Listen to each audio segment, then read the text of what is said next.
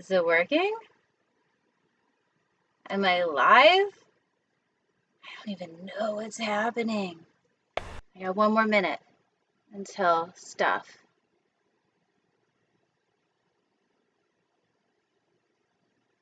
And it's gonna be, oh, there's some users in the chat room. That's very exciting. Hello. This is so weird. So weird talking to myself, but not. Yup. If you want to talk in the chat, you're allowed. I think. Yeah, I think. Oh, there's an ad now. Oh, thank you, Level Up with Louie, for telling me that there was an ad that played before me. I didn't know. Hello. Hello. It's 9 o'clock. I'm going to give a couple minutes for everybody to get here. And that's very fun. And I'm going to turn the sound off on my phone. I encourage you all to do the same. Maybe, if you want to. I don't care. You're not my responsibility. You do what you want. And I'm going to hang out for a little bit. Welcome to those of us who are here. It's so weird. So, like, I assume the people that are here, there's not very many, but that's okay.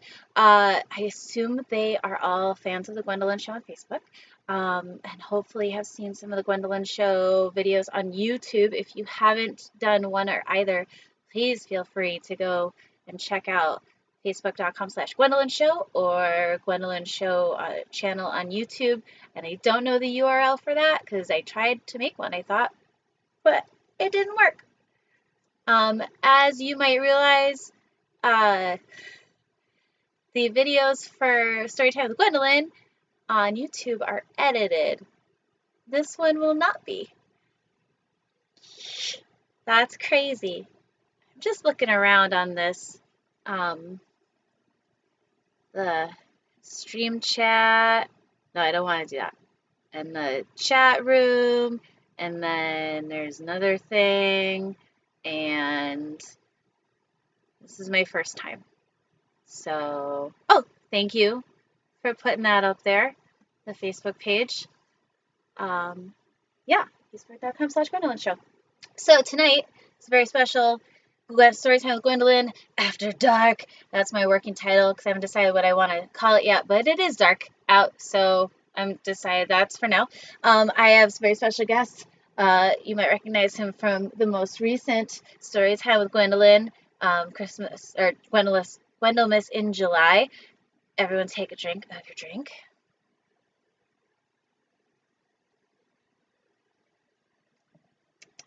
Gwendolynmas in July, this is Plingo the Flamingo. He's actually pink, but he looks like he matches the wall, but he doesn't. It's just that I don't know how lighting. Yay, it's working! Welcome, MoonDP123. You did it. You got here. So yeah, go check out my Facebook, go check out my YouTube. Let me know how you think this went, I guess, or not. I'm going to post a video of this on YouTube so you can watch again and again and again. Also, I wrote a list. I like lists. I wrote it. Big thank you to Level Up with Louie for helping me test the videos and all of this stuff yesterday, and to Gabe for keeping an eye on the chat room and tell me about OBS Studio, which I didn't know you had to have to do a Twitch thing, and to Lady Victoria for giving me this suggestion back in November, because I am a procrastinator. I'm planning on, this is test run, if you like it or if you don't like it and I like it, I'm going to do longer stories. This is just going to be a 20-page story tonight, but I could do entire books. Like, not like long books, like 150-page books. I'm looking at my list. When I look down like that, I'm looking at my list. Entire books! No, not the Lord of the Rings. I mean, maybe. I mean, I don't know. I like this chat. It's fun. This chat thing. I'm going back and forth with it. Where is it? Give it back to me. Where are you? There you are. Like every Storytime with Gwendolyn, of course, we need to have our age-appropriate beverages. Mine are adult beverages tonight. They are, oh, I got two.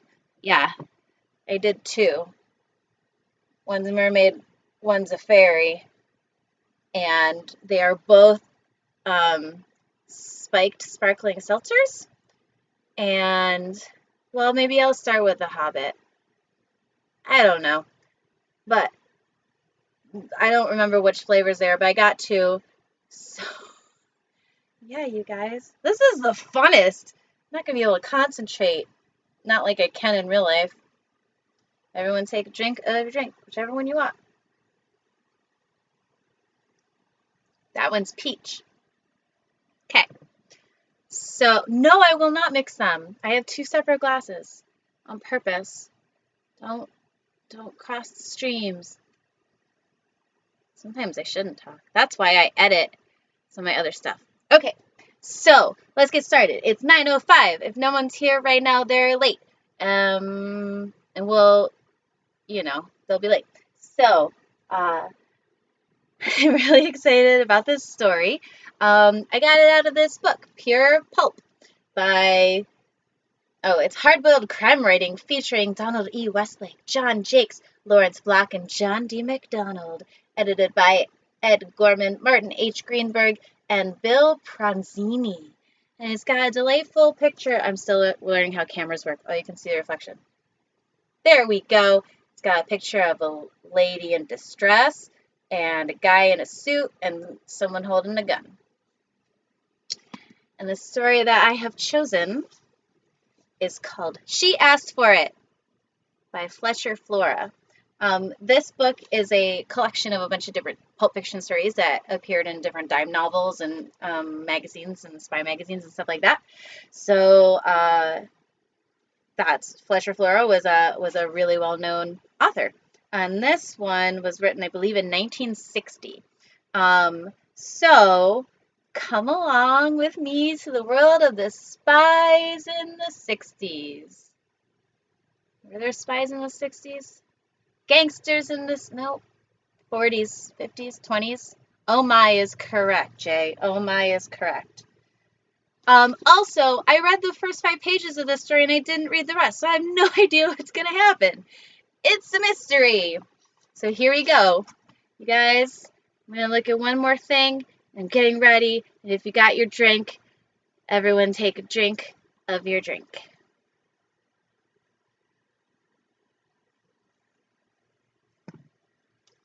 Here we go. I'm starting. I'm going to read it.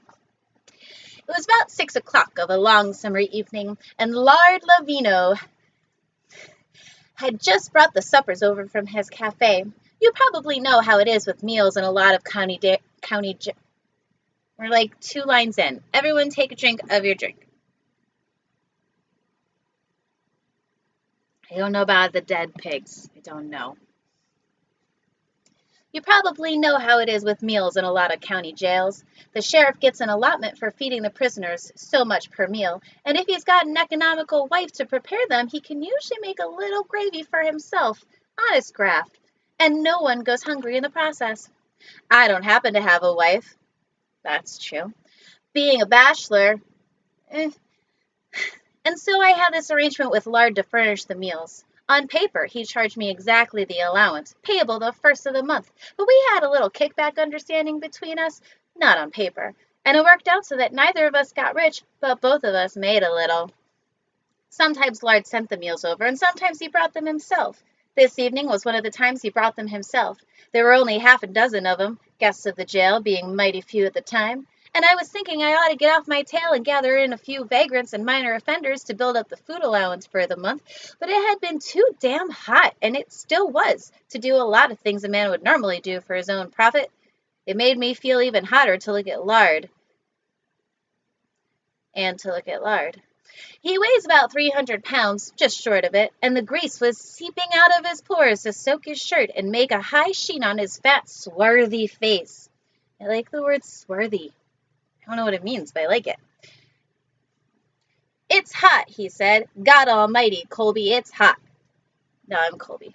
Sure is, I said. You bring a plate for me? Well, you didn't say if you wanted one, but I brought it just in case. Good for you, lard. Saves me a walk over to the cafe. What's it tonight? It's Thursday, Colby. You know what it is Thursdays.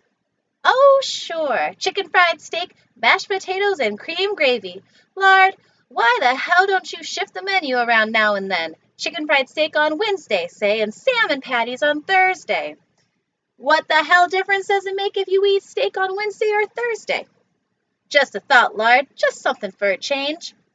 Nuts. You want me to peddle the trays? Never mind. I'll do it myself. Well, you better do it right away. Cream gave everyone take a drink of your drink.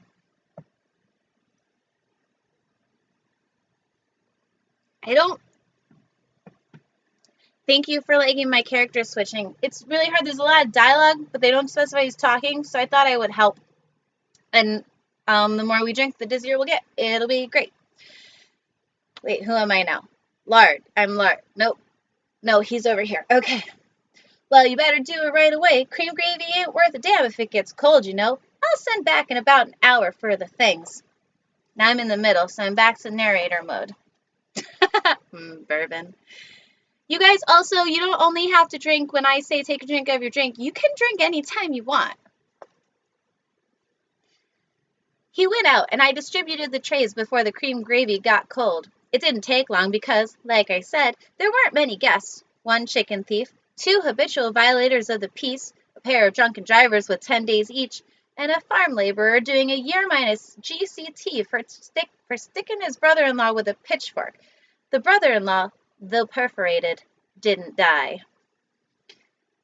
After serving the 6, I came back to my desk and started in on my own plate. The chicken fried steak wasn't bad, if you had a sharp knife and your own teeth, but there were lumps in the mashed potatoes, and the cream gravy wasn't worth a damn, as it turned out, hot or cold or lukewarm, which is what it actually was. It was a long sentence. I was working up an appropriate remand for my partner in petty graft when the patrol car stopped out front, and Rudy Squires, one of my deputies, came loping up the long brick walk from the street and into the office. Rudy watches Wyatt Earp and Matt Dillon and does the best he can, but he has a big handicap, and that handicap is he's stupid. He is also my cousin, however, and I make allowances for him. This afternoon, he'd gone out into the country on business with Virgil Carpenter, another deputy, but now, coming back, he was alone. Where's Virgil? I said. He's out at Crawley Bratton's place, Rudy said. Okay, what is with these names? Is Lard Lavino and Rudy Squires and Crawley Bratton? None of those are real names. What's he doing out there? Crawley's got a big fire out in a field near the creek behind his house. It's a haystack. The hell it is. That's right. Virg and me were driving back along the road and saw this fire, so we stopped in Crawley's drive and went down there. Crawley was there with a couple farmers and 3 or 4 kids from the other side of the creek, but there wasn't much anyone could do unless we got some buckets and carried water from the creek. Hell, Colby, you can't put out a burning haystack with a few buckets of water you'd have to carry 30 yards from a creek. Specific. Who said you could? Nobody said it, Colby. I was just explaining why we couldn't put out the fire. That's fine, Rudy. I appreciate your explaining these difficult things to me. Now maybe you'd be good enough to explain why the hell a deputy sheriff has to patrol a lousy burning haystack. That's why, this is why it's after dark, because they say the H word. What do you say? I'm looking at the chat now. Hold on. Yeah, you go on your own pace, Jay. That is a pretty bad handicap, but at least Colby's honest about it. And it's Crawley Bratton, like crawl, E-Y. I know, dropping those H-E double hockey sticks, yo. That's what's up. Where am I? Who am I? Oh, wait. This one. It's Rudy. We just stopped to see if there was anything we could do, Colby. I'm not talking about that. I'm talking about Virgil. Why he stayed out there, you mean? Now you're getting it, Rudy. Why did Virgil stay out there? I was coming to that, Colby. It turned out there was a body in the fire. We had been smelling something and wondering what it was, and it turned out to be a body. Soon as the smoke had thinned and the fire had burned some, we could see it lying in there. The way I figure it, someone must have put it in there and then started the fire. I don't figure it likely that anyone would just go to sleep on a haystack and burn to death without ever waking up and getting the hell out of it. Do you, Colby? So there's no dead pigs like in Gwendolyn Missing July, but there's a dead body. It's a human body, I assume. I picture all these characters as people, but you picture them as whatever animal you want. No, I don't, Rudy. That's good thinking. Now here's a minor point I wish you'd concentrate on. Did you identify the body? I mean, do you know whose it is? Well, you know what happens to something in a fire, Colby. It gets burned up pretty much. I couldn't swear who it is, and neither could Verge, but it's a woman anyhow, and Crawley Bratton says it's his wife, Fay. What makes him think so? A guy ought to know his own wife better than anyone else, Colby. That's what I figure. Soon as we saw her in the fire, Verge rolled her out with a fork one of the farmers had with him. That sounds awkward. And Crawley got a close look before it made him sick, and he had to quit looking. He says it's Fay, all right. Even if he hadn't known her anyhow, he says, he would have known her from the little chain she wore around her left ankle. Crawley's all busted up about it. Is Fay missing? No. Oh, everyone take a drink of your drink.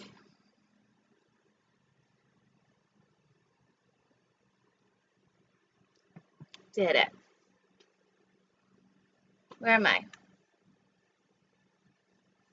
Oh. Is Fay missing? Now, Colby, if she's dead, she's bound to be missing. What I mean is, she ain't around the same as the rest of us. It's a really weird way of putting that. That's true, Rudy. I don't know why I didn't think of that myself. Well, I better get on out there to Crawley's place, I guess. You stay here and look after the mail, and if Lord Lavino comes back for the supper things, you tell him I said to get the goddamn lumps out of the mashed potatoes next time. I'm sick of these goddamn lumps on this goddamn plane. That was my Samuel L. Jackson impression. You're welcome. Well, that reminds me, Colby. I ain't had any supper myself, and I'm pretty hungry. Do you mind if I finish yours? I'm in the middle. On my plate, the glob of mashed potatoes smeared with cold cream gravy looked like something that had already been eaten. Gross. I contained a belch and nodded. It was incredible, I thought. What could sometimes happen to a man in the way of cousins? Help yourself, I said. Watch your bridge work on that steak. In the patrol car, I drove west to Crawley Bratton's place, about 3 miles out of town. My watch said almost 7 when I got there. Light was draining slowly out of the long dusk, but it would be another hour before the dusk deepened into night. Behind Crowley's house and barn, far back in a field against the black line of timber along the creek, I could see a small group of men standing in the red glow of what was left of the haystack.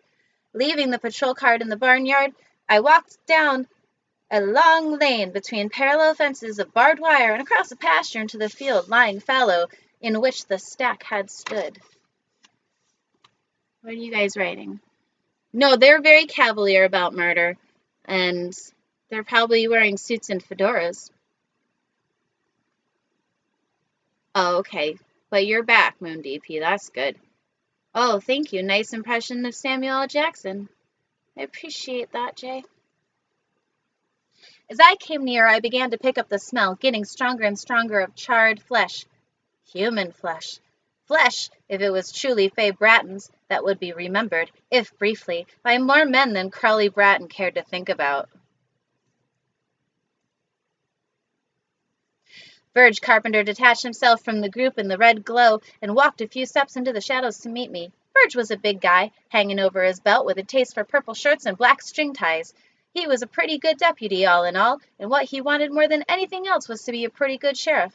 I didn't have any objections, particularly after I was through with the office. We got something big this time, Colby, he said. Rudy says it's Fay Bratton, I said. That's who it is, what's left of her. You sure of it? Crawley says so. Crawley ought to know. There's one of these little chains around her left ankle. I remember seeing it lots of times myself. Where's Crawley now? Up at the house. He was all busted up, Colby. I didn't think it would do him any harm to let him go up there. I didn't see any light in the house when I came by. Maybe he likes to sit in the dark. Maybe. You called the coroner? I told Crawley to call from the house. Yeah, 'cause they don't have cell phones, so you can't call from the field. Where are you? Oh, yeah, he is reading on it. Listen, don't give away my puppet secrets. My strings aren't visible, are they? Thank you. It's Crawley now. You called the coroner? I told Crawley to so confused. I told Crawley to call from the house. Good. It's just routine anyhow. The bastard can't diagnose anything but rigor mortis. Where is the body? Over there on the ground. Just follow your nose. We got a piece of canvas out of Crawley's barn to cover her with. You know that just follow your nose, like Toucan Sam? Follow your nose to Fruit Loops? Was that a thing? I'm going to keep going. I followed my nose to a dark heap at the edge of a red perimeter. Pulling the canvas back at one end, I stared for a moment at a black blister that might have been the face of Faye Bratton. Reversing ends, I looked at the ankle chain. Like Verge, I had noticed it on her before. Like Verge, like Crawley, like Tom, Dick, and Harry. Lots of men had noticed lots of things about Faye. She'd had her share of playing in the hay, so to speak, and now she'd burned in it. Faye in the hay. An appropriate ending after all. A kind of epitaph. I do not think it's an appropriate ending or an appropriate epitaph, just because she likes hay. Hay's great. Lots of things about Faye. Should put that on a t-shirt.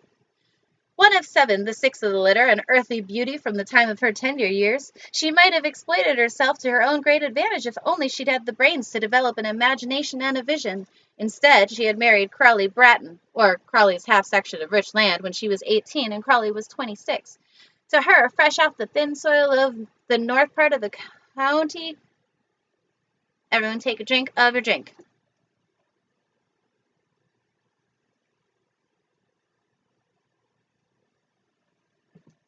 We're doing good at drinks. To her, fresh off the thin soil of the north part of the county, straying south with hot eyes and swivel hips. You can't see my hips, so I'm just doing my shoulders instead. Crawley's fine farm and solid bank account had probably seemed like fabulous spoils. With a little excitement on the side, a man here and a man there, even Crawley himself could be accepted as a necessary part of the bargain. As for Crawley, ordinarily a sharp guy in any kind of deal, it was simply a matter of glands over brains. This is why it's after dark. They had been married about 4 years, and now here they were at the end of their time, a cinder lying in a fallow field and a man alone in an unlighted house. It's Faye, all right, I said, standing. I'd better go up and talk to Crawley. Get these other guys out of here, Verge. Send them home. You wait for the coroner. He'll probably want you to help him decide if she's dead. I think he means the coroner's not very good at his job. He's a bad coroner. He's bad at coronating. Sure, Colby, we ought to have a real doctor instead of some guy just after a political plum. Well, don't complain, Verge. We got an undertaker, and that's the next best thing. Even better, maybe, come to think of it. After a doctor says a guy's dead, he's finished. There's still something left for an undertaker to do. Puts it all in one neat little package. Something left for us to do, too, Colby. You got any ideas? Not yet. Nothing to speak of. She was a prowler, Colby. You know that. Kept old Crawley's guts in the saucepan all the time. Lots of guys might have done it for one reason or another. I don't know what it means by putting it in the saucepan. Puts his guts in the saucepan. That's an odd place to put guts. Whiskey. Classic for Crawley. Coronations. Coronating. Coroner. You corn. Coron. I coron, you coron, he, she, it corons. They coronate. We coronation. Oh yeah, you said coronations. But that means crownings. Everything is confusing in the 60s. Where am I? Sure, I know that. What I can't figure out is all this hocus pocus here. Why this crazy bonfire? Hell, Colby. Yeah, that seems plain enough. Does it? Tell me why. Well, damn it, to get rid of the body. At least burn it enough so maybe you couldn't be recognized. You sound like Rudy now. Rudy? How like Rudy? Stupid. I couldn't see Verge's face in the dusk, not clearly, but I knew it was getting about the same color as his shirt. Purple, that is. Verge is like that when you gouge him up a little. He'd bloat and turn purple. Someday he'll probably drop dead of apoplexy or something. I got a right to my opinion, he said. Yeah. Sure you have, I said. You got a right to be as stupid as you please on your own time, but you got no right to be stupid on county time. Not for pay. You're so damn smart, Colby. Suppose you tell me what's stupid about it. I'll try. First place, a hay fire isn't hot enough to destroy a body. There'd be a lot of things left to identify. Second place, the fire could be seen right away from 2, 3 farmhouses. It just attract attention to get the body instead of getting rid of it. Everyone take a drink of your drink.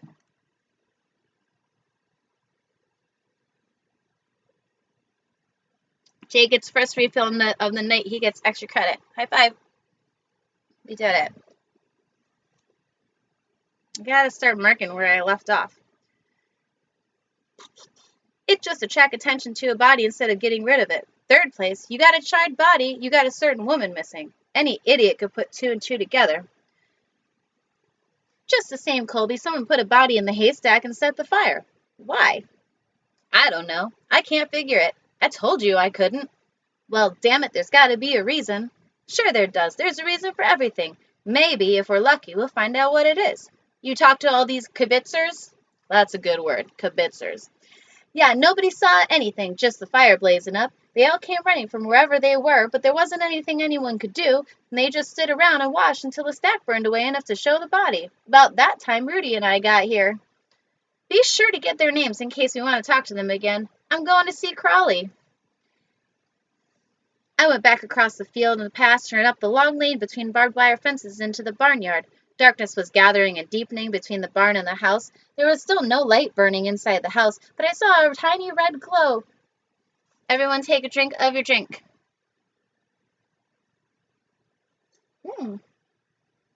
Welcome, Dessa Monster. I read it. Hayfire is not enough to get rid of evidence. That's science. Hashtag science. You're welcome. Walked up there. But I saw a tiny red eye glowing angrily in the dense darkness of the screened-in back porch, watching me as I crossed the yard. When I drew near, I heard the thin creaking of rockers on the wood floor. Crawley was there alone in the darkness, smoking and rocking and waiting. I went up the steps and took hold of the latch of the screen door. Crawley, I said. I'm here, he said. It's me, Colby Adams. I can see you, Colby. Come on in. I went inside and found another rocker beside the one Crawley was sitting in. Crawley kept on rocking and smoking. He didn't say anything. Still waiting. Tough luck, Crawley, I said. I'm sorry. She wouldn't do it right, he said. She kept asking for trouble and she finally... She kept asking for trouble and she finally found it. More trouble than she could handle. Maybe I'll miss her for a while. That doesn't sound very nice of the husband. Chances are she was murdered, Crawley. Chances are. Nothing else occurred to me. You know anyone who might have wanted to kill her? I might have. Lots of times. No one had a better reason. Why does everyone want to kill her? That's not very nice. That doesn't sound like a good husband. Did you do it, Crawley? He sighed in the darkness and laughed softly under the sigh. Now, I tried this earlier, but it doesn't work good. It's like... That's not... I don't think that's what he did. Yeah,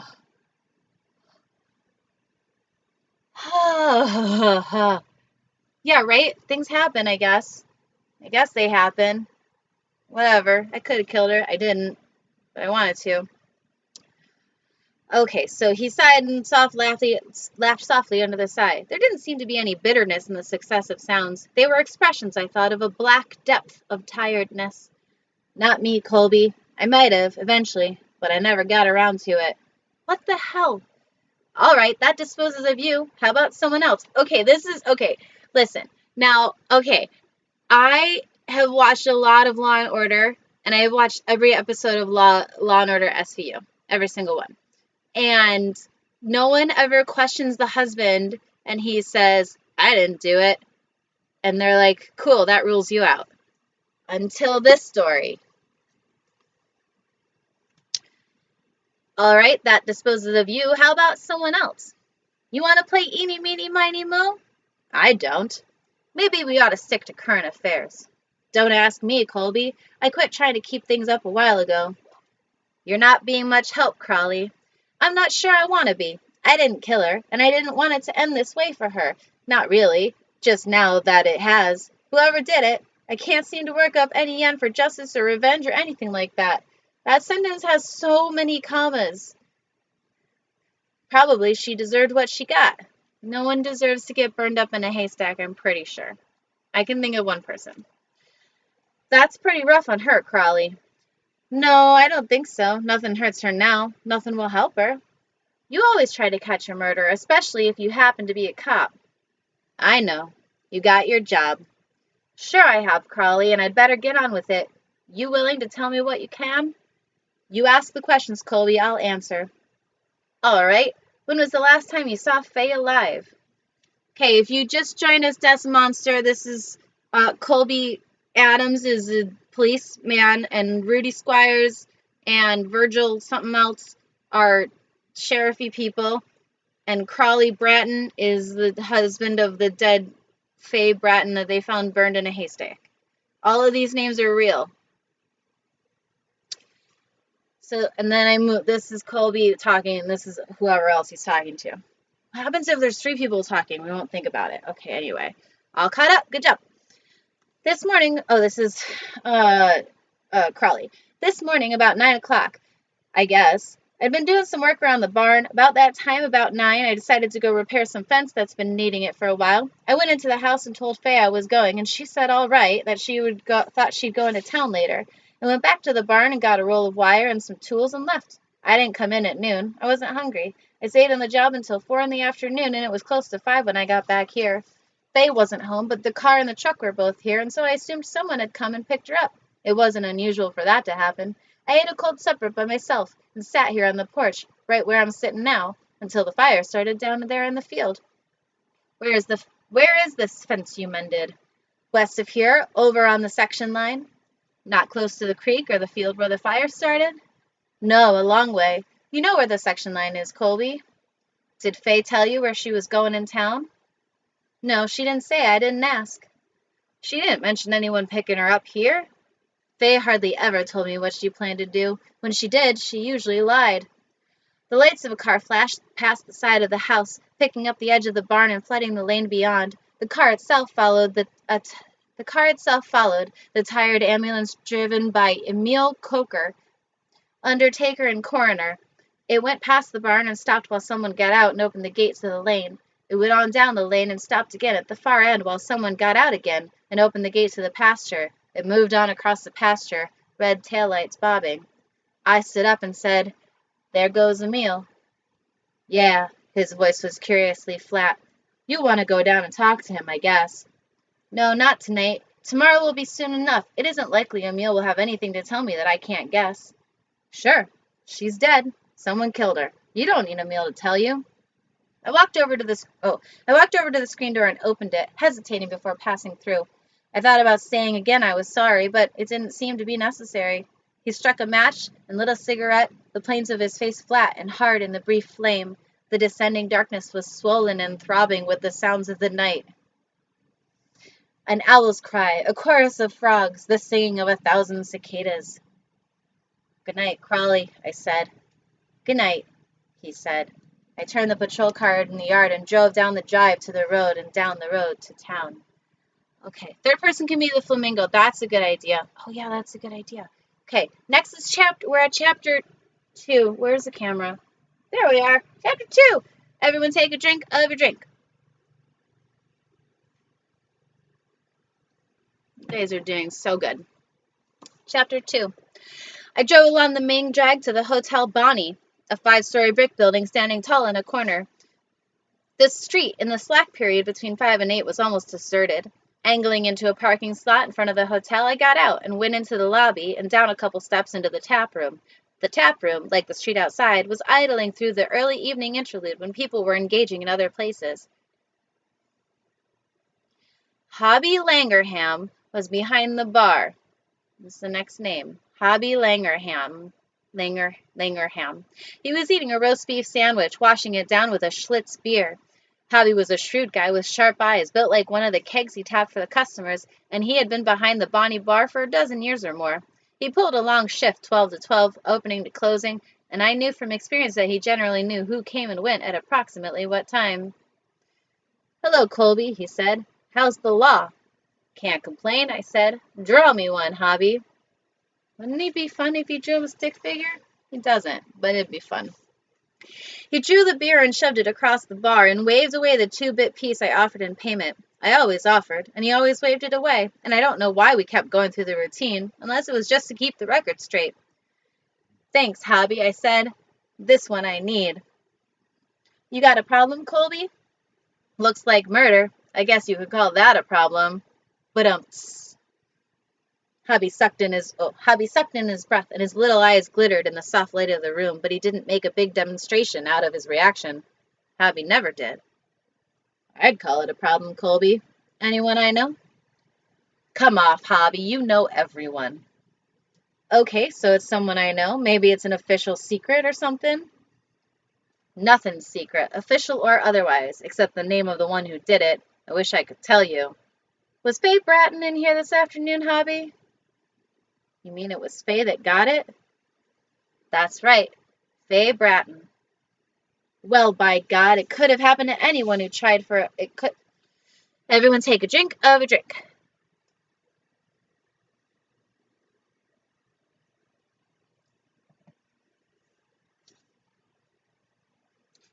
"Well, by God, it couldn't have happened to anyone who tried for it harder. She was made to be murdered, that Faye was. That's made to be murdered." "Maybe. I've got to take the position that no one is made to be murdered, not even wanton wives." "Was she in here, Hobby?" "Briefly. Fairly early. Alone." "How briefly?" "I didn't hold a watch on her. Say half an hour. Long enough to take her time drinking a couple of bourbon highballs." "How early?" "When she got here? Let's see. Not earlier than 2, not later than 2:30. "You say she was alone?" "That's what I said. She came here alone. She left here alone." "She meet anyone here?" "No." "She talk with anyone?" "Sure. Me, 'cause he's the bartender. You gotta talk to them sometimes so you can be like, 'I want this drink,' and then they don't give you the wrong drink." "No one else?" "No one. Matter of fact, there wasn't anyone else here most of the time. Couple of guests in the hotel came for maybe 15 minutes, drank a beer each. I took them to be salesmen. Not regulars, though. I'd never seen them before." "Did she say anything about meeting anyone later, after she left here?" "She said she was going down the street to see Dolly Noble. That's all. I definitely thought it said Dolly Noodle, but it doesn't. It says Noble." "Down to Dolly's beauty parlor? Everyone take a drink of a drink?"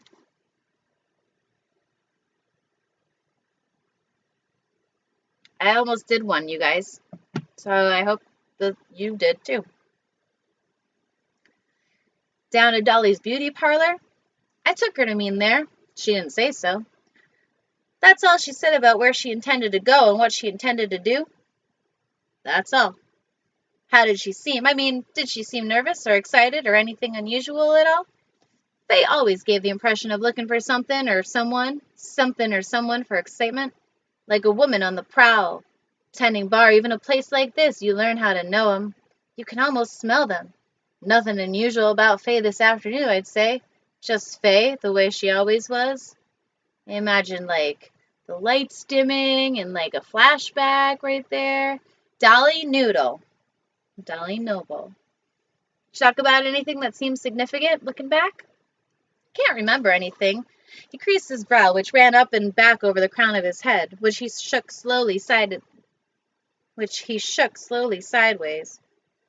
He creased his brow, which ran up and back over the crown of his head, which he shook. Oh, he shook his head slowly sideways. I was very confused for just a second, but everything's fine. Don't worry. Just talk, the kind of stuff you'd pass back and forth and back and forth and back, and take a drink of your drink.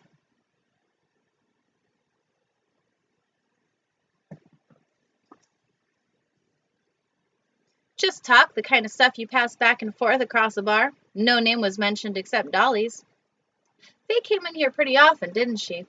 She was in town often. I guess she came in here every time she was in town. She was a good drinker, Faye was. She took bourbon and water with one ice cube. short on the water. I've seen her a little high, but never what I'd call drunk. Oh yeah, in the 60s, being high and being drunk were the same thing. Sometimes. The more you know. Was she in the habit of meeting anyone here lately? Any special person, that is? Like a man, you mean? A man will do. There wasn't any. No one special. No one she was meeting by arrangement, I'll swear. You know how Fay was, Colby. She never ran from a man if she came across one. If there happened to be one here, she was congenial. I know. It doesn't help much. Maybe it does, in a negative way. If Fay was involved with a particular guy in a really big way, he'd probably be the one she wouldn't be congenial with in a public bar. You see what I mean? I see what you mean. You're real clever to think of that, Hobby, but it sure as hell doesn't narrow the field any. I can hardly suspect every man in the county that Fay hasn't met up with one time or another in this tap room. Yeah, that sentence made sense. Fay, everyone in town is misty. No, they don't have a misty impression. They have a very specific impression of Fay. And she has a lot of male friends.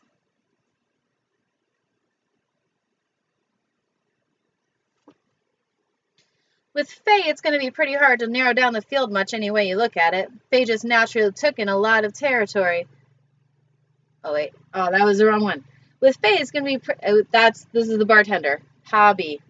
With Fay, it's going to be pretty hard to narrow the field much any way you look at it. Fay just naturally took in a lot of territory. You're going to tell me what happened to her, Colby, or is it something you're sitting on?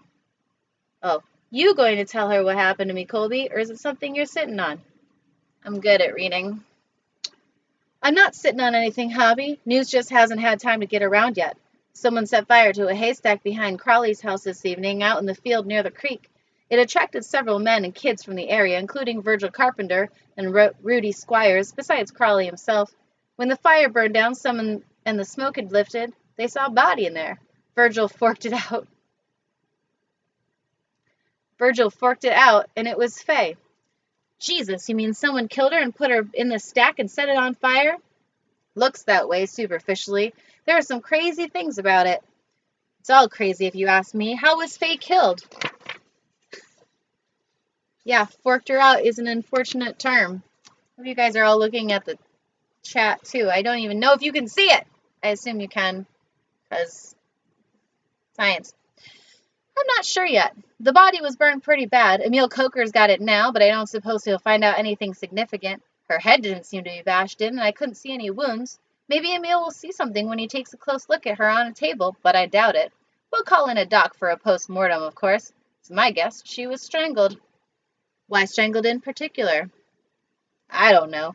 It probably happened in a quarrel about something. It seems to me the way a man would likely kill a woman under these circumstances, not having planned to kill her in advance. I might be wrong, of course, but it's the way I've been thinking about it. A guy would have to be out of his head to do something that crazy. Fay drove men out of their heads. She was good at it. You're right there. How's old Crawley taking it? Virgin Rudy said he was busted up pretty bad down by the fire. When I talked to him at the house later, he wasn't. He talked calm and sensible. He said he might miss Fay a little. It's a wonder Crawley didn't kill her himself a long time ago, and that's God's truth. What the heck? You just killed your wives? That's a thing in the 60s? It's weird.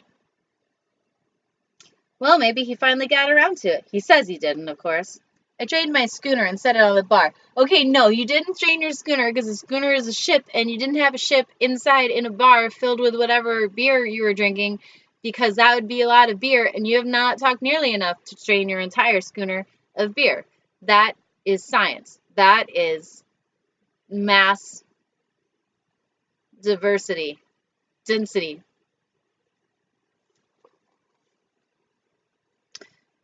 You want another, Colby?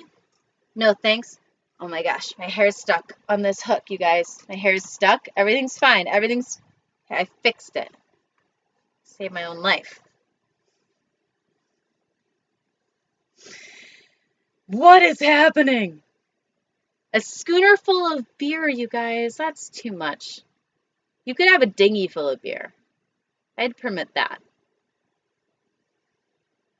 No thanks, I got a place or two to go, Hobby. Keep an ear cocked to the bar talk tonight, will ya?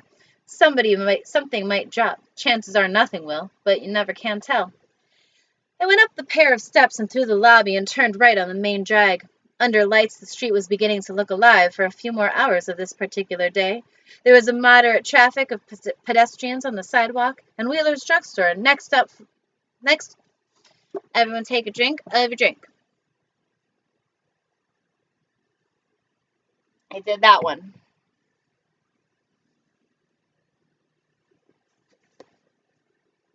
Where am I? There was moderate traffic of pedestrians on the sidewalk, and Wheeler's drugstore, next corner up from Bonnie's the hotel name, had begun to gather its nightly accretion, Accretion, I don't know what that word is, of loafers and nylon inspectors. Passing, I wondered how often Faye Bratton's nylons had been inspected and approved at this place to the sound of soft whistles, but it was nothing I gave a lot of attention to, just wondered in passing. Oh, catcalling. In the next block, about halfway between the corners, I came to the narrow front of Dolly Noble's beauty parlor and found it dark. It was after closing hour, of course, but sometimes Dolly made night appointments with working girls, and I thought she might have made one tonight. It didn't really matter anyhow, for Dolly had a small apartment upstairs over the parlor, and I went up narrow stairs from the street into a narrow hall above, lighted by a single globe, and knocked on Dolly's door. After a minute or two, she opened it. "Hello, Dolly, what's new?" I said. "Nothing new," she said, "except I'm getting a call from the sheriff. That's new. What do you want, Colby?" Accretion, growth or accumulation. That's a weird word.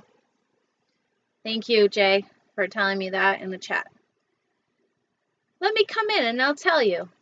"Why not? You have to make it snappy, though. I'm expecting someone." I went past her into the living room of her little apartment, and she closed the door and sat down, crossing her legs, which were nice. She had a 1-ton conditioner stuck in one of the windows overlooking the street below, and that was nice, too. A conditioner that weighed 1 tons? Uno tons? That seems like a very heavy conditioner. Oh, thank you, Lisa, for telling me about accretion. My nose itches. Everyone take a drink of your drink. I'm on my second one. Gotta make it last. Oh, that's strawberry. I forgot what kind I put in there. Okay, so she had a 1-ton conditioner. If that fell out a window on someone, it would kill them. It made the apartment nice and cool, and it was pleasant to sit there in the chair she'd offer and sneak a few looks at her nice legs. It was a lot better than standing in front of Wheeler's. "I'll try to get out of the way before your date arrives," I said. "Oh, it's no one that important, Colby, just Faye Bratton." Dun, dun, dun! Faye Bratton. "Faye's coming here? She ought to be here now. She's late. What have you and Faye got scheduled for tonight?" "That could be a personal question, Colby. You asking for a personal reason? Or is it official?" Inappropriate. "What makes you think it might be official?" "Nothing makes me think so. Hell, I don't mind telling you. Either way, we're going to have dinner at the Bonnie and go to a movie. Big night. Faye gets bored out on that damn farm with Crawley Bratton. She comes in and spends an evening with me every now and then. Sometimes she spends the night and goes home in the morning." I sat and looked at Dolly for a few seconds without speaking. Shorter than average, she wore spike heels to make herself look taller than she was, and someday she'd either be fat or haggard from diets and reducing exercises, but she was neither yet.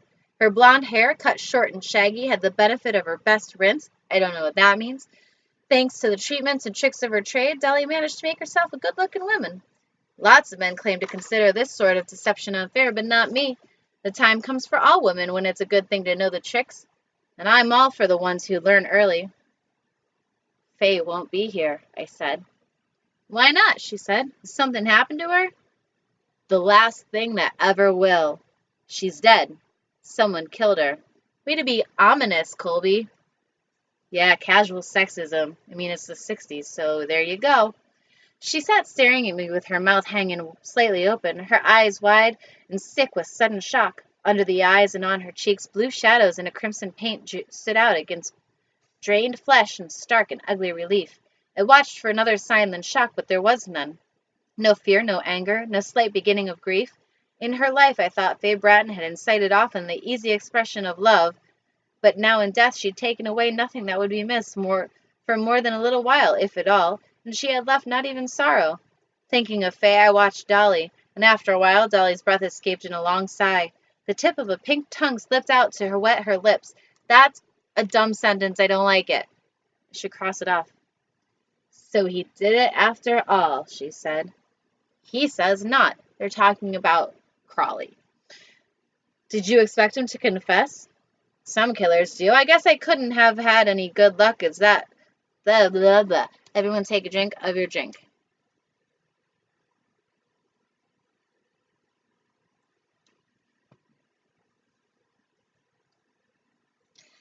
Sometimes killers do. I guess I couldn't have any such good luck as that, though. When did you talk to him? Tonight, little more than an hour ago. How did it happen?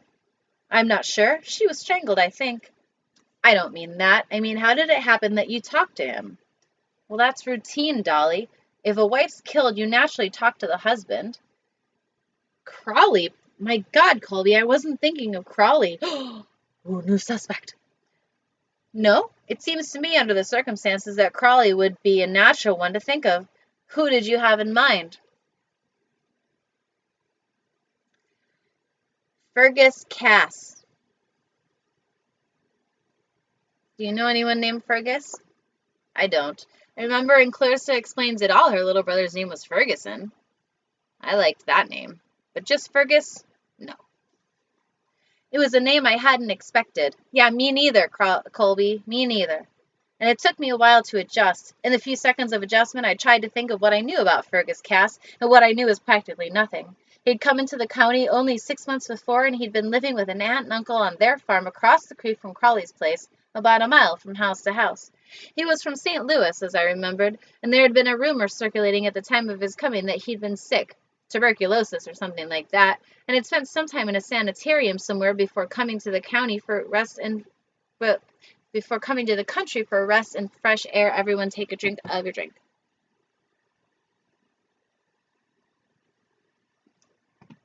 Oh yeah, this he's clearly the son of Fergus.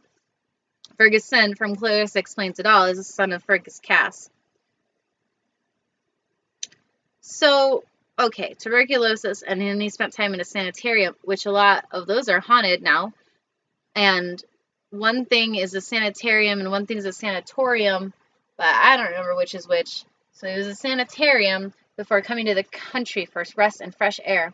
That seemed a reasonable explanation, for he didn't do anything in the way of work that anyone ever noticed. I'd seen him in town a number of times, and once or twice tramping through the fields in a country carrying a rough, hand-cut walking stick. He was a dark, lean man, somewhere in his late 20s or early 30s, with heavy black hair and eyes so deeply brown that they too looked black. There was a kind of unusual grace in the way he moved and held his head. He didn't really look as if he'd ever been seriously sick, but of course, you can't always tell about such things from appearances. I never thought of Fergus Cass, I said. Tell me about him. Him and Fay, I mean. They had something going. It's been 4 or 5 months, Colby, since soon after Fergus came here to stay. My understanding is Fay almost always had something going. Isn't that right? Oh, sure.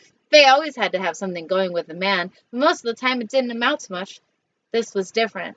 Bigger. Because of Fergus, the kind of guy he is. I told Fay she'd better leave him alone, but you know how she is. She wouldn't listen.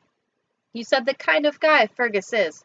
What kind is he? Just imagine whenever I'm doing Colby, just imagine that I'm Christopher Maloney from Law & Order SVU. I think that's how you say his name. He's the best. Anyway, what kind of guy is he? What kind is he? It's hard to say, Colby.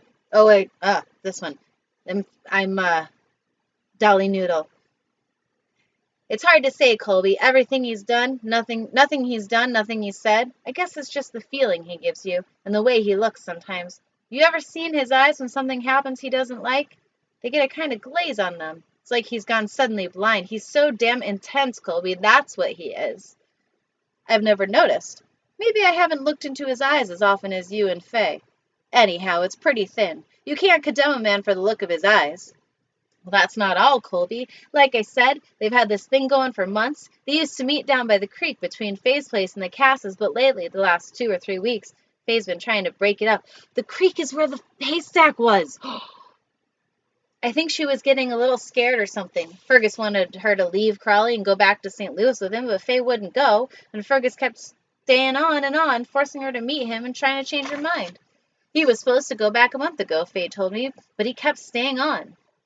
Well, why didn't Faye go? She didn't give a damn for Crawley, that's plain enough, and it seems to me it should have suited her fine to go running off to St. Louis with a good-looking guy like Fergus Cass. That's a phrase you don't think of hearing, good-looking guy like Fergus Cass. Hell, Colby, good-looking guys are a dime a dozen, from St. Louis or anywhere else. You got any idea what Crawley Bratton's worth? No, I never gave it much thought. Quite a bundle, come to think of it. It comes to 6 figures at least. Well, that's something to take... Oh, sorry. That's something to take care of. It's funny Faye took so many chances with it. She couldn't help taking chances. That was Faye for you. But she wasn't going to throw it all away deliberately just for good-looking nothing from a big town. He was all right to have a thing with, a big thing, but he was intended to be strictly temporary. The same as others who could be named. Name them if you want. What does it get you? I don't want to. Not now, anyhow. Maybe later. Hobby Langerham said Faye came to see you this afternoon. What did she want? Nothing special. I was busy and she didn't stay. She just asked how about dinner and a movie tonight, and she left. She say where she was going? No. Anything about meeting Fergus Cass down by the creek where you said they met? No. All right, Dolly, you've been a help, thanks. Sure. Make me a deputy. Not a euphemism. She didn't get up to show me out. At the door I looked back for a moment, and I thought she looked scared. Maybe she was seeing Fergus Cass staring at her with black eyes that had the glaze of blindness on them. I went on down the street and back to the patrol car in front of the Bonnie. In the car I drove out of town to the Cass place. There was a light in the front room and in the kitchen at the rear. I ran around back and knocked on the door, and pretty soon Elmo Cass, the uncle, came out to the living room and across the kitchen in his sock feet. Who is it? He said. Colby Adams, I said. He opened the screen door and peered out at me. He was a big man with a shock of gray hair and a bushel of eyebrows. The eyebrows made him look fierce, and it was reported that he sometimes was. He didn't invite me in. What do you want, Colby? I'd like to talk to Fergus, Elmo. Fergus, Elmo. What about? I said to Fergus, Elmo. If you want to listen, you can. Children, plug your ears. If it's about that Bratton slut, Fergus doesn't know anything. You're wasting your time. You can unplug your ears now. That's right. Oh, I don't remember. Oh, I skipped one. Everyone take a drink of your drink.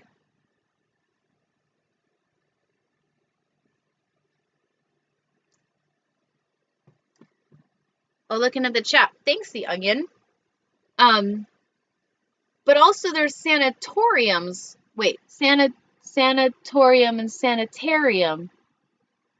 I mean, I knew what sanatoriums were, but also, yeah, the other one's for those who are create sanitarium, but it's only one letter difference. And that's science. Oh, she is an S word. Not that S word, but the other S word. I don't remember seeing you at the fire, Elmo. That's right, you didn't. I don't go running across fields to watch every little fire that starts up. Well, maybe you should. That's not what he said. That's what I said. Who told you about Faye Bratton being in that stack? Was it Fergus? Fergus ain't here. He drove off in the car about 5. He hasn't been back. Where'd he go? I don't know. Fergus ain't much of one for confiding. You expect him back soon? I'm not expecting him any time in particular. Fergus goes and comes as he pleases. Sometimes he's late. So usually people say they come and go, but this one says goes and comes. I think I'll wait around for him if you don't mind. Suit yourself. He closed the screen door and hooked it on the inside. If I wanted to wait, I could wait on the outside. I went back to the patrol car and got in and waited. About 10, the lights went out downstairs in the house, and one came on upstairs. About 10:15, the light upstairs went out. I waited till midnight and gave up. If Fergus was back in the morning, I could talk to him then. If he wasn't, I could get a warrant and start looking for him. I drove back to the jail, and Rudy was still waiting in the office when I got there. "How'd it go, Colby?" he said.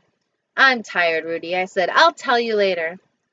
I told Lard about the lumps in the mashed potatoes. Remember Lard? He's in the beginning. "Good for you, Rudy. What'd he say?" "He said for you to go to hell." Instead, I went to bed on a cot in the next room. It was hot in there, and I didn't sleep well. Now we're on chapter 3. There's the camera. Chapter 3. Everyone take a drink of your drink. Goes and comes. Not a euphemism.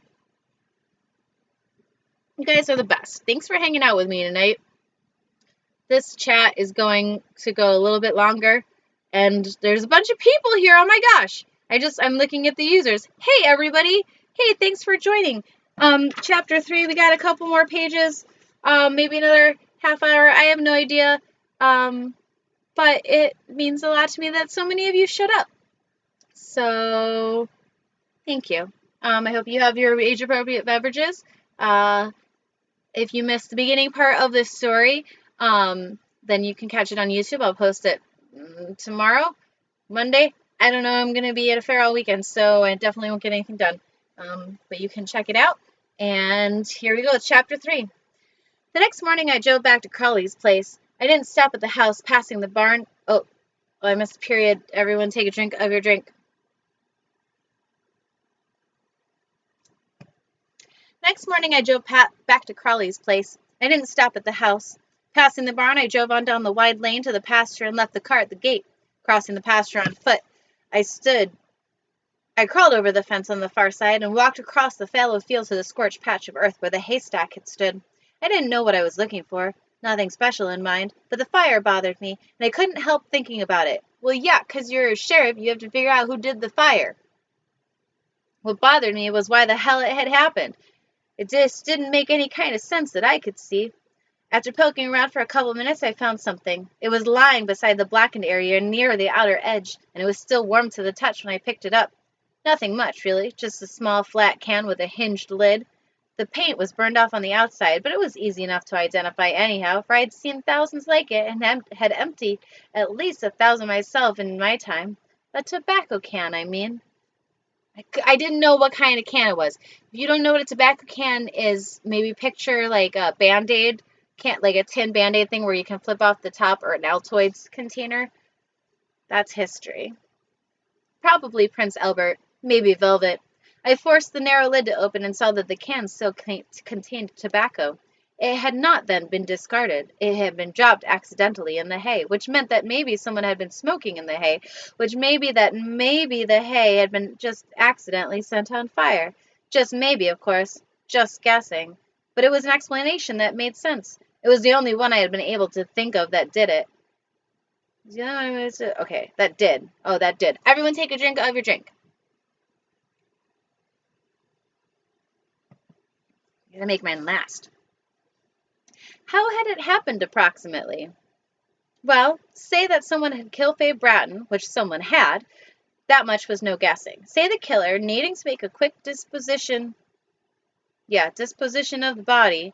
I wouldn't use the word disposition. I would use something else about getting rid of it. Had buried it in the hay until night came to give him time and cover to do something more adequate and permanent about it. Something like digging a hole, maybe. And then say someone had wandered along and stopped to lie down and rest and smoke or roll your own and maybe doze off in the sun with the smoke burning dangerously between his fingers, and all the while the body was there beneath him in the hay. Oh, that's weird. There's a kind of grim comedy in it. The crazy disruption of a desperate plan by pure chance in the form of someone dumb enough to smoke a cigarette while laying in a haystack. Kids, don't smoke cigarettes while laying on haystacks. Yeah, exactly, Jay. Don't light after sex cigarettes. Don't be inappropriate.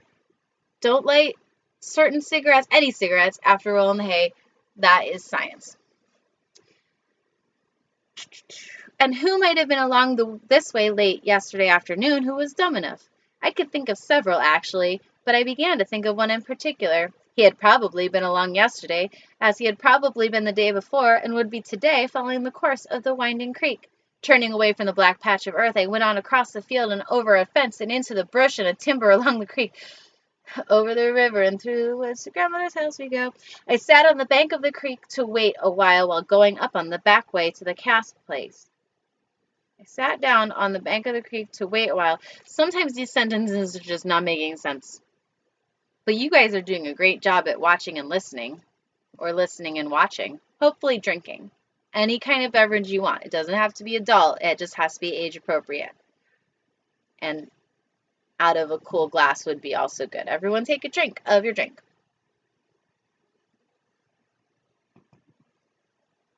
I got some on my finger, and I can't waste it. I was waiting for a kid named Snuffy Cleeker. No.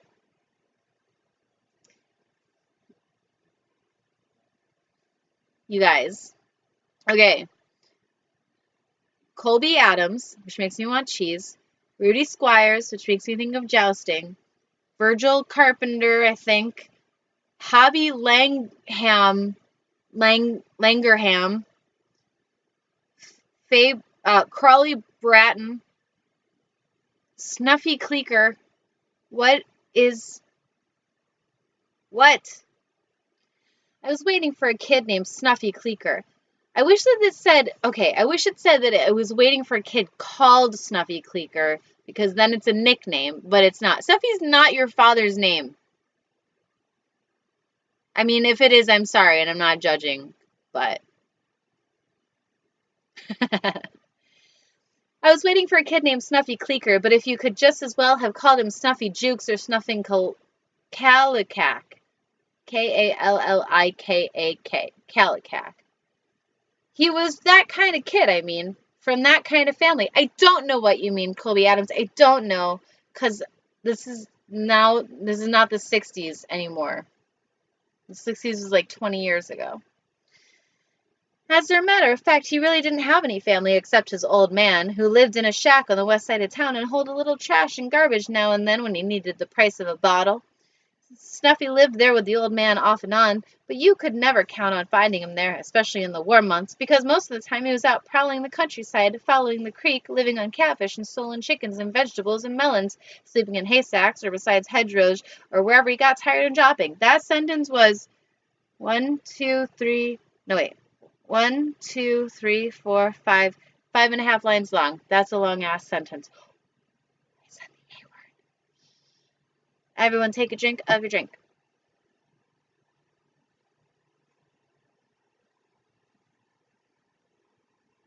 He doesn't want it. He's more of a whiskey man, aren't you? Yes, you are. I mean, yes, I am. See? Anyway. Cherokee County's Huck Finn. He's talking about Snuffy. What was a long-ass drink? You shush. When he was a few years younger, we tried to keep him in school according to the law, but he was too stupid to learn, and we gave up before the law said we ought to. He was now about 15, maybe 16. Most people considered him harmless. I don't like the looks of this guy, Snuffy Cleeker. I didn't really expect him to oblige me by coming along just when I wanted him to, but luck was with me for a change, and damned if he didn't. I heard him in the brush before I saw him, and I got up quietly and slipped out of sight behind a tree. He came ambling leisurely into sight, cutting at the brush with a stick he'd cut, and then he came abreast of the tree. I jumped out and grabbed him. He yowled like a scared cat and tried to jerk away. I got you, you little son of a bitch, I said. Stop squirming. Oh, it's getting crazy. He went limp and quiet all of a sudden, and I could see that he was scared all right. His eyes skittered wildly, refusing to look at me, and he kept making through his long nose the exaggerated snuffing sound that had given him his name.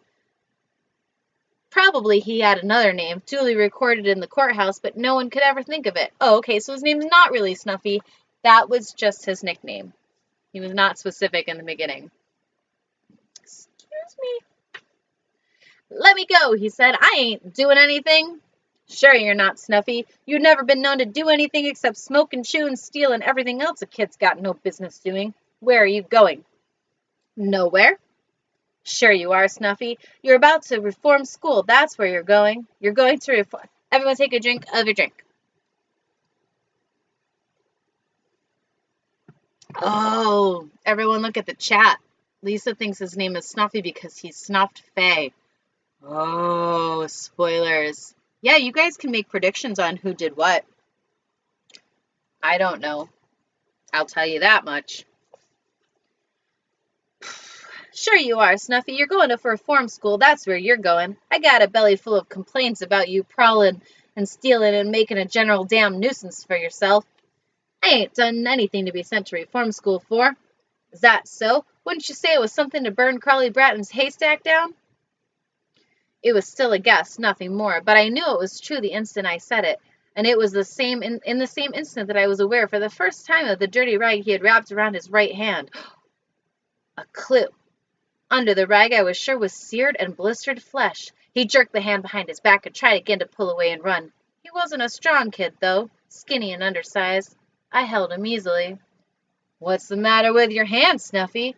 Don't you know any better than to try to beat out a flame with your bare palm? I didn't aim to burn it down, he said. It was an accident. That's more like it. If you want to stay out of reform school, you better tell me the exact truth. I was having a smoke, that's all. Just stretched out there in the hay, having a smoke and thinking about staying the night. I dozed off, I guess, and pretty soon I woke up with the fire blazing up beside me. I didn't try to beat it out the way you said. I got more sense than that. The fire just burned my hand, and I guess that's why I woke when I did. If I hadn't, I might have burned to death. All I did afterwards was cut and run. I went into town and stayed the night with my old man. It was a damn good thing for you that you woke when you did, Snuffy. No questions about that. If you hadn't, we might have had two bodies in the fires, yours and Mrs. Bratton's. I don't know anything about Mrs. Bratton. I heard in town that she was burned in the fire, but I don't know anything about her. I bet he does know stuff about her because I think everybody knows stuff about Faye Bratton. I think that's the whole thing about this whole thing. That's what you say. To me, it's beginning to look a little different. Maybe you met Mrs. Bratton down here and got fresh with her. He's 15. Maybe you decided to kill her to keep her from telling what you did to her. Inappropriate. Then maybe you decided to put her body in a stack and burn it up. It's probably what a dumb, no-good kid like you might do. I wouldn't do anything like that, Mr. Adams. Honest to God, I wouldn't. I'm not so sure. Anyhow, it looks pretty bad as far as you're concerned. Lots of folks around here have been thinking you might get dangerous, once you got a little age on you. It's beginning to look like you might not go to reform school after all, Snuffy. It's beginning to look like you might go straight to the penitentiary for all the rest of your life. He was a stupid kid and plenty scared. His eyes were wild and his teeth were chattering. Truth was, I was ashamed of myself for saying those things, which I didn't believe, but I thought they might bring something out, and they did. Don't say such things about me, Mr. Adams, he said. Please don't say such things. You quit saying such things. I'll tell you something you might like to know. You tell me and I'll see. Chances are you're fixing to tell a lot of lies to get yourself out of trouble. I'll tell the truth, Mr. Adams. I swear to God I will. Never mind the swearing, just tell me. It was that Fergus Cass who did it. Dramatic music. Dun, dun, dun. Killed Mrs. Bratton, I mean. I know he did. There you go, Snuffy, telling a damn lie already. Why would Fergus want to kill Mrs. Bratton? He licked his lips and a sly expression came to his eyes, and he reminded me of that stupid kid. Everyone take a drink of your drink. I'm doing a great job.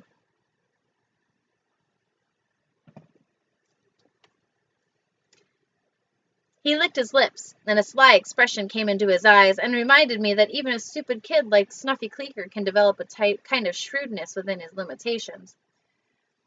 They were carrying on with each other, he said. I've seen them more than once down here by the creek. You mean you spied on them? Well, I just happened to see them for the first time quite a while ago, and I couldn't help it if they were meeting here, and I happened to come along sometimes when they were together. That's right, Snuffy. You couldn't help it. You couldn't help it if you came sneaking along through the brush. You're nothing but a nasty little peeping Tom. You can't help it any more than you can help being a thief, because that's just what you naturally are. Never mind that, though. If Mrs. Bratton and Fergus Cass liked each other well enough to meet down here, what makes you think he killed her? Doesn't seem to me like it would work out that way at all. That's what I've been trying to tell you, Mr. Adams. Lately, they haven't been getting along so good. I heard them have a couple of fierce fights, him calling her a lot of dirty names and threatening to kill her. And then yesterday afternoon, when I come along, they were up the creek from here about 50 feet under the trees where the creek bends, and he hit her in the face because of something she said, and she started to run, but he ran after her and caught her and began choking her. I do not like Fergus Cass. I do not like him, Sam, I am. What did she say to him? I don't know. I wasn't close enough to hear. What did you do when he started choking her? I ran. I didn't want to mix in any trouble like that. I got scared and cut out of there in a hurry. Where did you go? Just up the creek, just fooling around. When I came back quite a while later, Mrs. Bratton and Fergus Cass were both gone, so I figured he probably hadn't hurt her much, and I went up to the field of the haystack and had a smoke, like I admitted, but when I heard in town that Mrs. Bratton's body had been in the haystack and burned, I knew he'd killed her and put her there, and she'd been in the hay right while I was having the smoke that set the stack on the fire. Creepy AF. Why the hell didn't you tell somebody about it? I was scared, that's why. I didn't want to get mixed into any trouble like that. He was telling the truth, all right. He'd never have told if I hadn't caught him and scared him into it, but he was telling it now to save his scurvy little hide, and it was just what I needed. True, he hadn't actually seen Fergus Cass kill Fay Bratton, but he'd seen him choking her, and what he'd actually seen and what he might later remember seeing than a sharp. Everyone take a drink of a drink.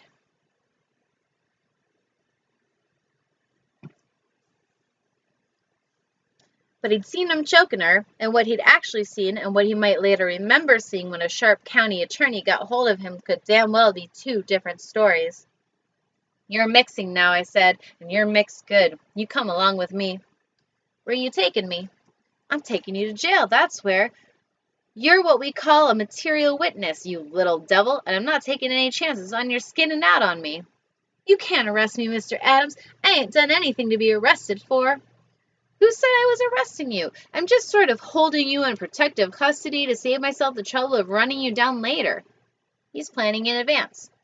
Come on, let's move out of here. We walked up across the field and the pasture to the car at the foot of the lane. I maneuvered the car between the barbed wire fences, turning it. Oh, I'm sorry, I was reading in the middle. Everyone take a drink of your drink.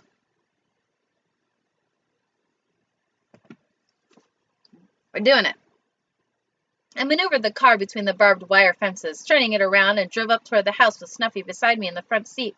When I got out to close the gate to the lane after driving through, Crowley Bratton came out of the barn and stood there watching us. He looked tired and gaunt, his eyes darkly circled and his coarse, thick hair hanging down over his forehead from under his battered hat.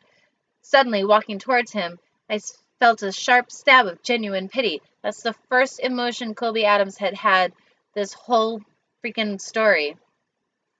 Who's that you got with you, Colby? He said. It looks like Snuffy Cleeker. That's who it is, I said. I'm taking him back to town. What for? He been getting himself into trouble again? Chances are he's getting someone else into trouble this time, Crawley. He was down there at the creek yesterday when Fay was killed. He set the stack on fire. Why would he want to do a thing like that?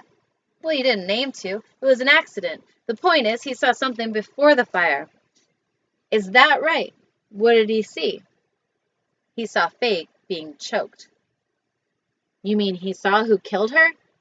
He was looking across at Snuffy in the car, not at me, and his expression was calm and tired, no anger in it, not even, it seemed to me, much interest. After a while, he sighed and rubbed the back of a hand across his eyes. Who was it, Colby? He said. I'm not ready to say yet. I'll let you know when I'm ready. He didn't protest, and I still had the strange impression that he really wasn't interested, but then I had a sudden notion that it wasn't really a lack of interest at all. It was only, I thought, that he'd already guessed. Crawley was no fool, and it was entirely possible that he had known or guessed that Fay had been meeting Fergus Cass down by the creek, and it almost certain, if he had, that he'd also guessed who killed her. Some deep and distorted anger and shame and sense of pride had kept him from making any accusation or showing in any way the knowledge of her affair. It was Crawley's way. He'd either keep quiet and do nothing, or he'd kill Fergus Cass himself, when he was completely sure, in his own time. Besides, Crawley, I said, you don't need me to tell you. You know as well as I do who it was. Sure, Colby, he sighed again, rubbing his hand across his eyes as if they pained him. I know. I turned and started back for the car when everyone take a drink of your drink.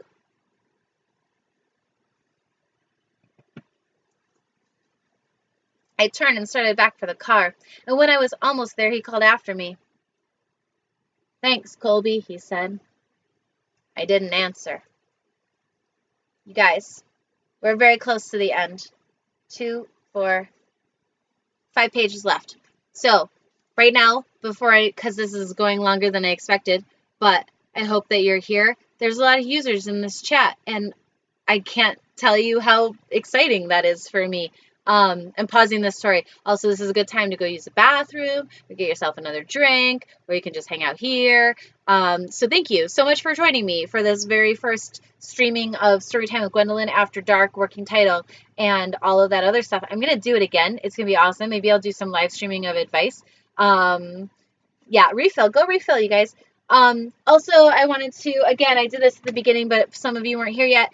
Big thank you to Gabe for like telling me all about how to use the OBS and like that I needed to have a separate streaming thing. Big thank you to Louie from Level Up with Louie for doing a test stream with me last night. Big thank you to Lady Victoria, the Hammer Dulcimer player. Go check her out on Facebook. She's the one who gave me this whole idea way back several months ago, and I procrastinated until now. All that. If you don't know me from anywhere else, I have a Facebook page. It's facebook.com/Gwendolyn Show, and I'm a performer at Renaissance festivals and various other events. So go check that out, and check out my YouTube page where this video will be posted later, tomorrow or Monday or at some point. And I have other videos. Thank you again, Gabe, for that Facebook post URL down in the chat.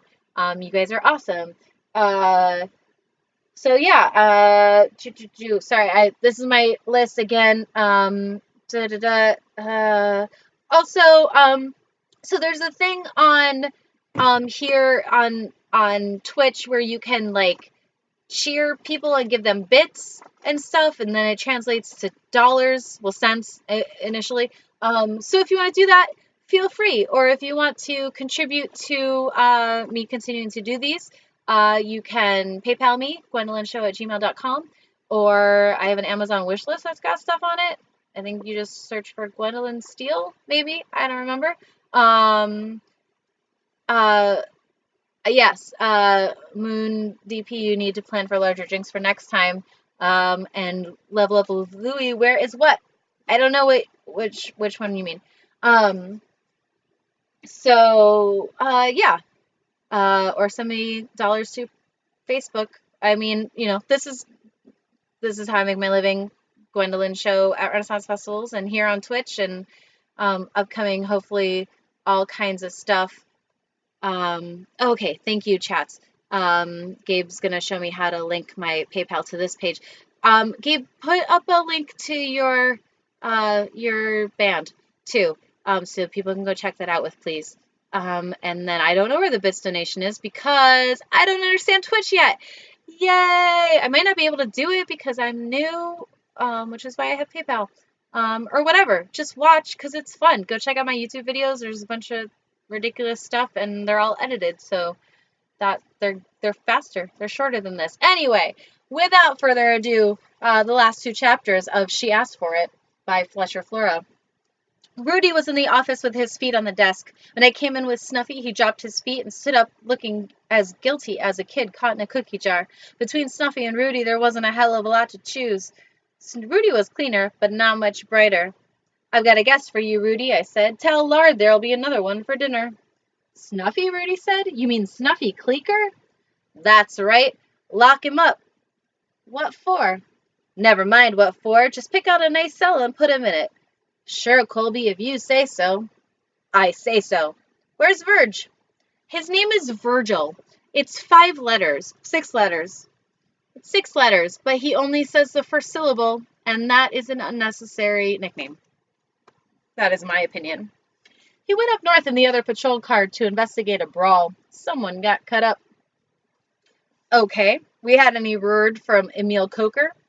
I was going to tell you about that. Emil called and said he figured Faye Bratton was strangled before she was burned in that fire. He says he'll have a doctor work on her.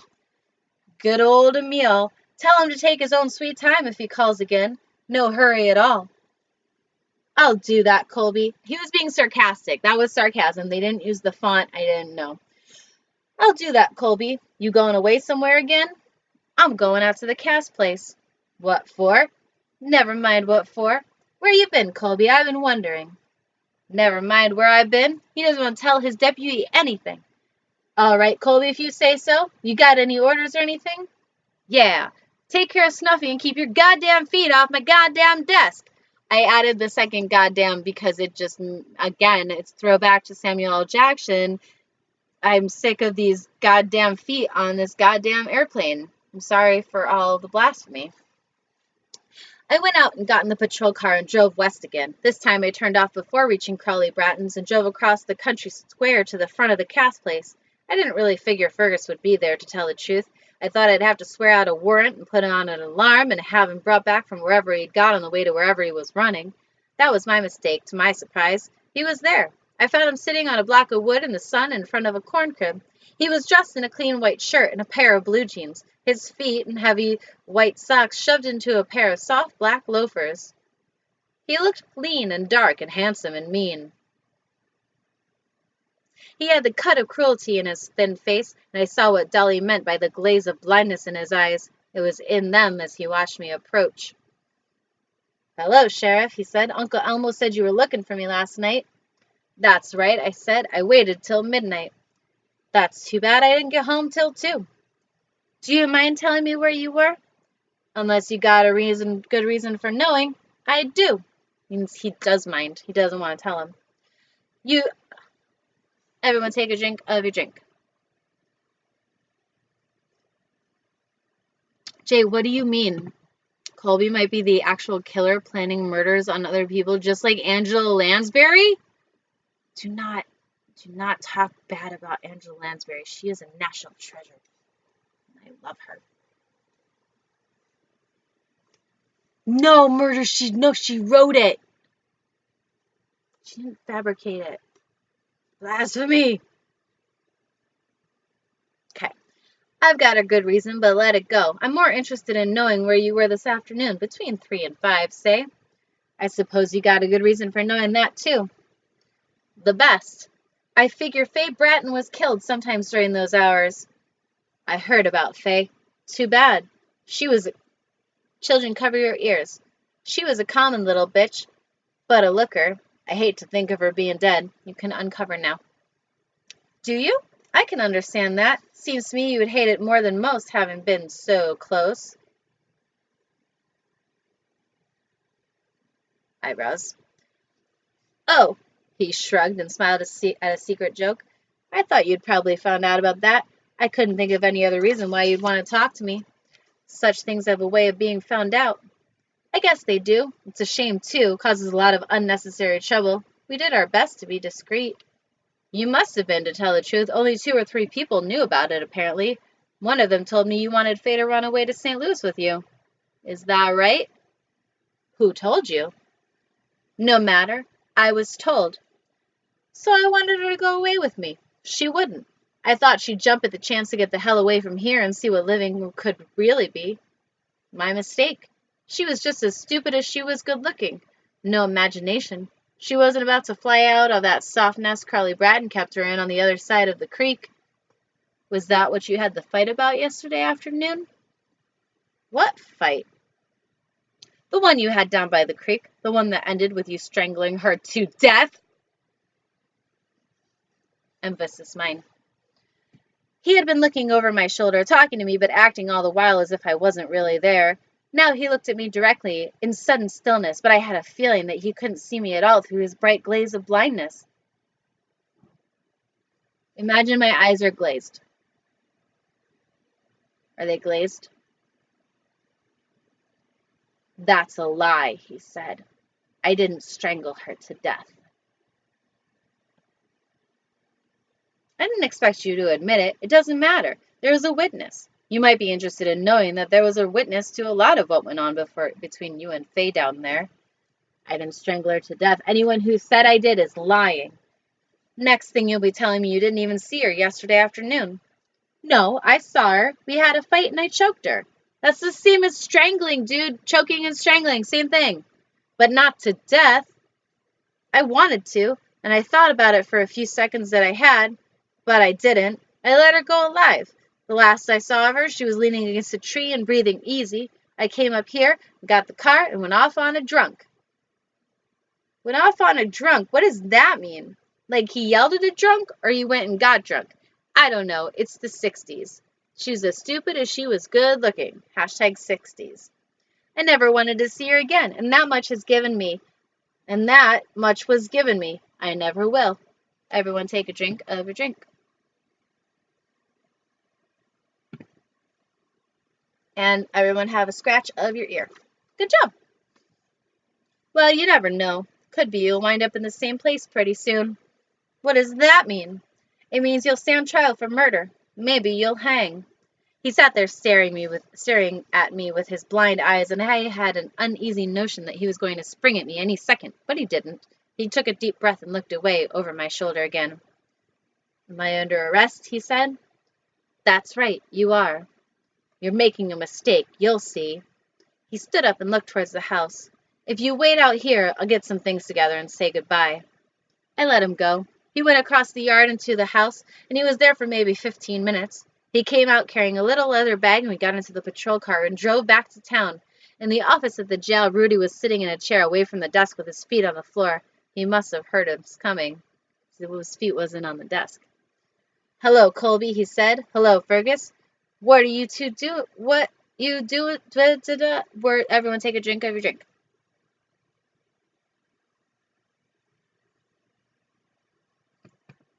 What you two doing together? He's under arrest for murder, I said. Lock him up. Murder! Rudy jumped as if his chair was wired and someone had thrown the switch. Whose murder? How many murders we had around here lately, Rudy? Faye Bratton's, you mean? Faye Bratton's, I mean. Well, Jesus, Colby, I got to thinking after you left, and what I thought was Snuffy Cleeker must have done it. You weren't thinking, Rudy. Your brain was just turning over. There's a difference. That may be, Colby, if you say so, but I'm thinking now for sure. What I'm thinking is you ought to tell me more about what's going on. Excuse me, Rudy, I'll try to do better. Right now I'm going back to Crowley Brad to tell him we've made an arrest, and then I'm coming to see the county attorney. I'll tell Lard. Oh, no, I won't tell Lard. Everyone take a drink of your drink. We're getting down to it now, you guys. Tell Lard 2 more for dinner instead of 1. I went out and got into the patrol car and drove west for the 3rd time that day. I stood beside the car in Crowley's backyard and looked out over all the fields as far as I could see, but there wasn't any sign of Crowley out there. So I went over and hammered on the back door of the house, but there wasn't any sight or sound of him there either. Then I went out to the barn and inside, and there he was. Oh no, you guys. He was lying on his back on the rough plank floor, and nearby, where it had fallen from his hands, was a double-barreled 12-gauge shotgun. Most of the top of Crowley's head was off. Some of it was on the floor, and the rest was on the wall behind him. Gross. There was something else on the wall, too. It was a note pinned to the planking with Crowley's pocket knife. I went over and ripped the note loose and read it, and this is what Crowley had written. You guys, there's 1 more page left. Who do you think did it? We got Colby Adams, but probably not him because he's narrating it, but I don't know. Rudy Squires, Virgil Carpenters, Dolly Noodles, Hobby Langerham at the bar, Snuffy Cleeker, Crowley Bratton, the husband. Yeah, Virgil. Louis thinks it's Virgil. I'm not looking. Fergus. And tired of his sister explaining it all. Yeah, you guys. Well, you guys are the 3 that have been commenting. Well, except for Moon. Where did you go, Moon? What you got? You guys ready? Here we go. The exciting conclusion of She Asked For It. This is the note that Crowley had written. Colby, I thought you'd find out, and I'm glad you did. Thanks again for letting me know you knew and for giving me time to get it out of my own way. This is it, Colby. This is the way. It was a tough break, that dumb kid seeing me kill Faye. But it's all right. I don't think I could have lived with myself very long, knowing all the time I was a murderer. I wasn't cut out for it. Looks like Jay wins this round. Extra drink for you. I didn't really plan to kill her. I just walked down to the creek to find her and bring her back, and there she was with her dress torn, and she'd been crying, and I could see someone had treated her rough. She said it was Fergus Cass who did it, who wanted me to go find him and kill him. Instead, I killed her. I finished what he'd started, and I killed her. I guess I knew right along that she'd been carrying on with him. I just didn't want to admit it to myself. Man's pride keeps him from admitting things sometimes. Maybe later I'd have killed Fergus Cass, too. I was thinking about it, and so I guess it's better and it's ending this way before I could. You can imagine how surprised I was when the haystack caught fire. I was going back after dark to bury her. I had a place picked out. I hope you'll find me soon, Colby. See that we're buried together. Chapter 5. Well, hell. So it was just a misunderstanding. So I figured it was Fergus Cass, and all the time it was Crawley. I can see, looking back, how the misunderstanding came about naturally. When I came up from the creek with Snuffy Cleaker and said that Snuffy had seen someone choking Faye, not saying who it was Snuffy had seen, and then making that crack about Crawley knowing as well as I did who it was, why, what the hell was he naturally to think? Being guilty, although I didn't know it, he thought there was only one person I could possibly mean, and that person was Crawley Bratton, although it wasn't who he meant. The only reason he could see for my not arresting him then was just to give him a chance to take his own way out, and that's why he said thanks when I left. I took the way when I was gone. Everyone take a drink of a drink.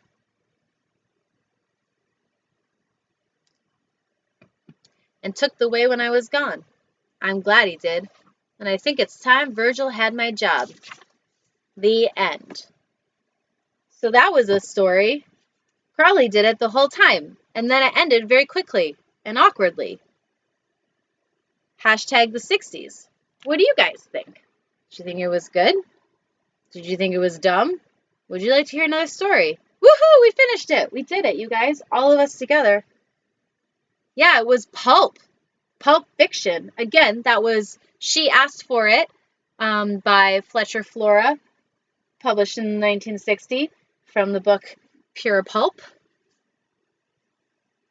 with a picture of a dame and a guy. Yes, I will totally do more in the future. Hopefully you are subscribed. Yeah, exactly. What would we make fun of? It's very confusing. Well, you guys are following my Twitch feed, or like I said, if you don't know who I am Gwendolyn, and I have a show. It's called The Gwendolyn Show, and I am on Twitch now, and YouTube and Facebook, so check me out on those other two places, facebook.com/Gwendolyn Show, and my YouTube channel, which should be just The Gwendolyn Show. You can search for it. For the third, hit that follow button, turn on the notifications to know when I go on. I don't know how any of this works. Yay, we're winning. Again, as I said before, huge thanks to all of you guys for hanging out. I'm followed by a whole bunch of people, which is really freaking exciting for me. And I appreciate it. And that's great. You can find me, I already told you that, I'm not going to repeat it. Thanks to Level Up with Louie for doing a test run of streaming yesterday, and to Gabe for keeping an eye on the chat and posting my Facebook status. He's going to post his page too. He's XSQKX. Words are hard. And for all of you that join me, and also, yeah, I don't know the tipping thing, the bits thing, but I'm going to figure it out. But if you want to help support me in all the things I do, I'm not going to do a Patreon because I am lazy AF.